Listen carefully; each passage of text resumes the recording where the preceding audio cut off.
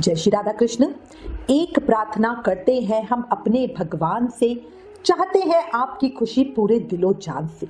सब इच्छाएं पूरी हो आपकी और आप मुस्कुराएं दिलो जान से। कृष्ण कृपा और भक्ति महारानी का आशीर्वाद मिले, जीवन में सुख शांति संपन्नता और समृद्धि की बहार मिले। बोला माघ मास के ठाकुर की जय, लक्ष्मी नारायण भगवान की जय। माघ के इस पावन महीने में माघ मास की कहानी कहने सुनने से ही तुरंत कृपा का भंडार मिलता है। आज आपको राई की कहानी कहूंगी।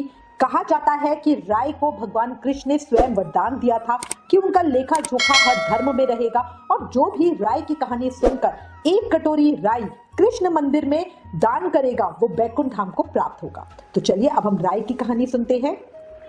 किसी समय किसी गांव में एक परिवार में 3 लड़के थे और उनकी एक ही कन्या थी जो सबसे छोटी थी। उसका नाम था राई। राई श्री कृष्ण की सच्ची भक्त थी। उम्र में छोटी पर ज्ञान में बड़ी, भक्ति महारानी की कृपा की पात्र। हर समय हर पल कृष्ण को याद करती रहती। राई अपनी सहेलियों के साथ खेलती, गोबर लेने जाती और आपस में बातें करते थे जैसे अक्सर सभी लड़कियां करती हैं। एक बार एक सहेली ने बताया कि उसके पिता दूसरे गांव में उसका संबंध करने के लिए गए हैं। अब उसकी बात सुनकर राई बोली कि तुम लोग जिससे चाहे विवाह कर लो, पर मैं तो विवाह भगवान श्री कृष्ण के अलावा किसी और से नहीं करूंगी।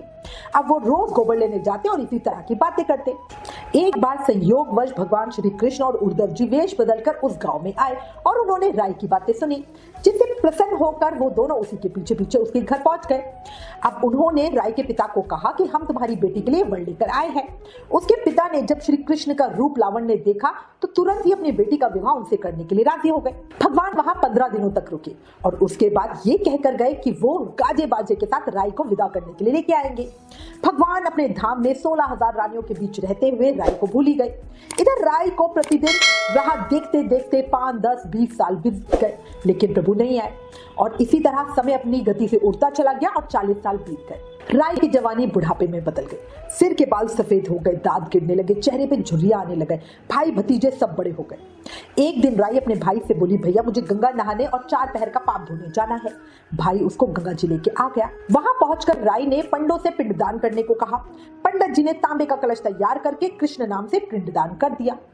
अब जब कलश गंगा में रखा गया तो कलश खिलखिलाकर हंसने लगा और सीधा बैकुंठ जाकर भगवान के सीने में प्रहार किया, जिसे देखकर भगवान को तुरंत ही अपनी भूल का एहसास हुआ और वो तभी दौड़ते हुए पृथ्वी लोक में राई के पास आए।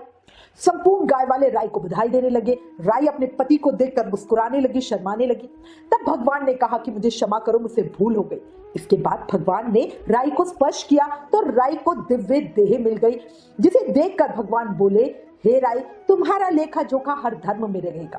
जो कोई राई की कथा कहेगा और एक कटोरी राई भरकर मंदिर में दान करेगा वो मेरे धाम को प्राप्त होगा।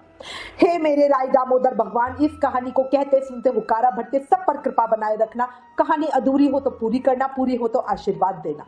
बोला राई दामोदर भगवान की जय, मोर मुकुट बंसरी वाले की जय। हो आप पर धन की वर्षा अपार, मिले सुख समृद्धि बेशुमार।